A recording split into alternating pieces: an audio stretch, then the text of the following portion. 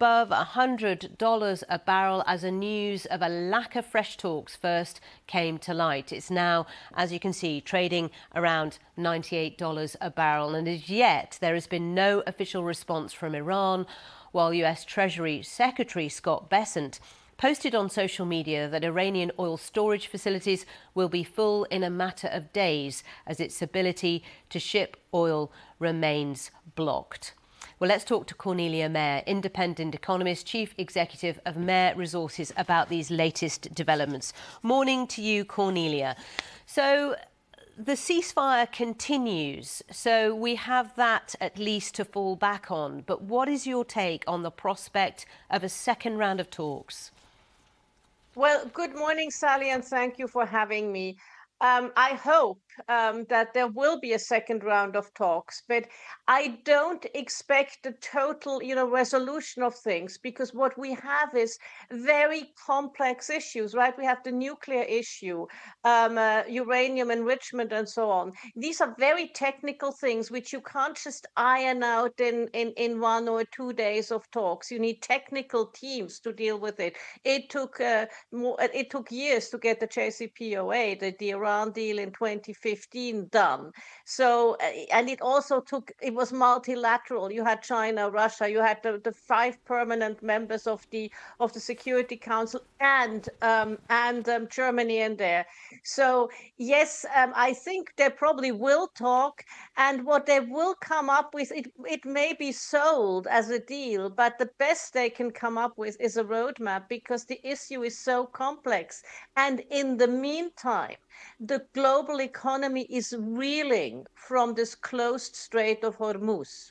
That is the key, isn't it, Cornelia? Because whilst this could take some time, if that strait remains shut, that's a big, big problem. And we've even got China's President Xi now verbalizing his concerns about this. Of course, all Gulf nations are virtually paralyzed by this.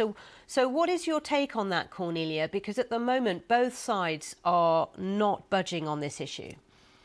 Well, if anything, it has gotten worse, because first we just had the Iranian blockade, and they had at least let some ships for friendly nations go through. But this is now we have also the US, so nothing moves anymore. So this is really very bad. And it's not just oil and LNG, it is also fertilizer, it's helium, it's aluminium. And especially fertilizer is my big concern, because it's just appreciating in price. And once it comes to the planting season of the global south, they won't have access. And we can live with many things, without many things, but we cannot live without food. But will the US strategy of blocking Iranian ports work? That is the question. Many are saying to me, Iran will sit this out. They're able to do that. And yet we heard from Scott Bessent that Iran's ability to store oil is running out. Yeah, absolutely. I think both are right. I think Iran will sit it out. And so in the end, Iran may have to do what most of the Gulf nations had to do, just shut in some production, or shut in production because they ran out of storage. You had this very clearly in Qatar, in Kuwait, in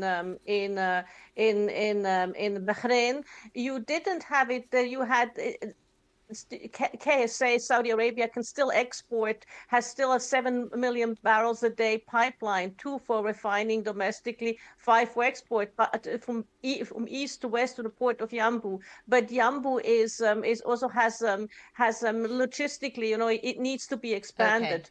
Okay. And you have the same for UAE. So in many ways, some countries in the Gulf are more affected than others. But I would say I would bet on Iran sitting it out. Cornelia, thank you so much. Good to get your take on the latest developments. Cornelia Meyer.